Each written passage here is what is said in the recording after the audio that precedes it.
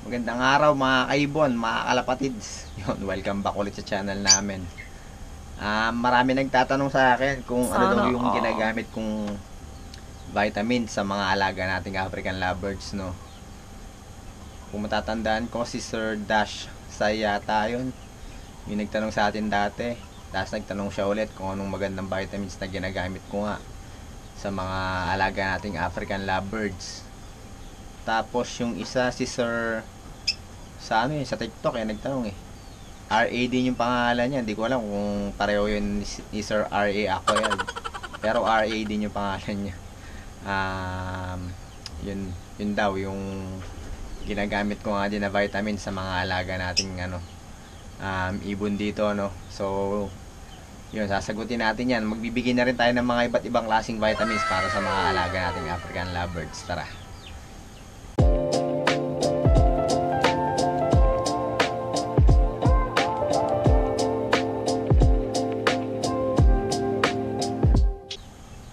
So guys, unang marirecommend ko na vitamins na gagamitin nyo sa mga alaga nating African lovebirds, no. Dati ginagamit ko yung tawag dito dextrose powder yon.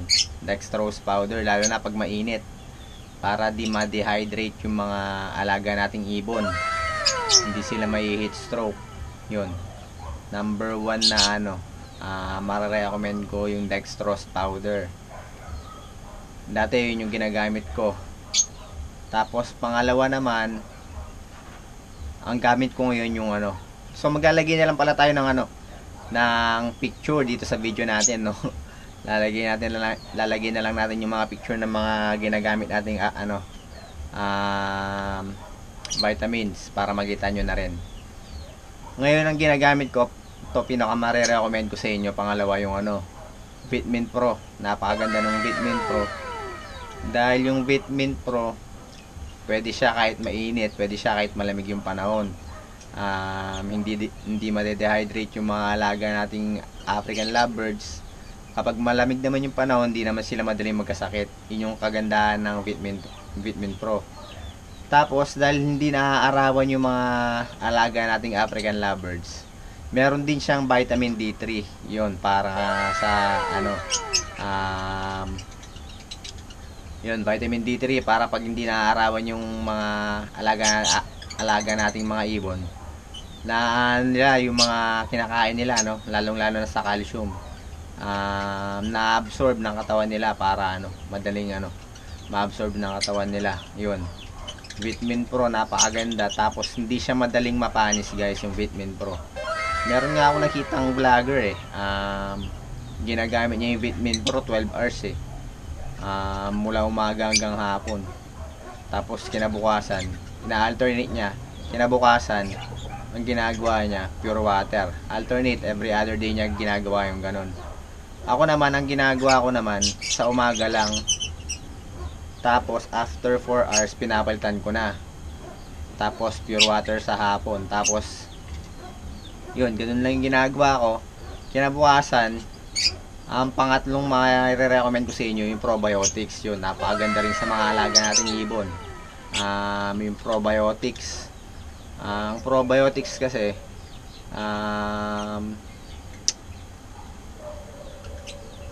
napupurga sila sa probiotics, no. Nagiging mas malusog sila. Kailangan din ng mga alaga nating African lovebirds yan, yung probiotics. Tapos pampagana rin sa pagbibreed. Yun yung alam ko sa probiotics. Yun lang yung alam ko. Kaya gumagamit din ako ng probiotics. So yun, number 3 na marirecommend ko sa inyo, yung probiotics. Napakaganda, guys.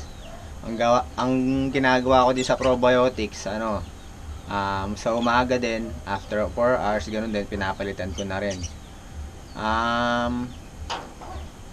Ang schedule ng pagbibigay ko ng vitamins sa mga ibon ko, Monday, Wednesday, tsaka Friday yung yung Vitamin Pro. Tuesday and Thursday naman yung probiotics. Na-alternate ko sila. Tapos Saturday and Sunday, Yun, pure water lang tayo. Hindi na tayo nagba-vitamins para naman ano,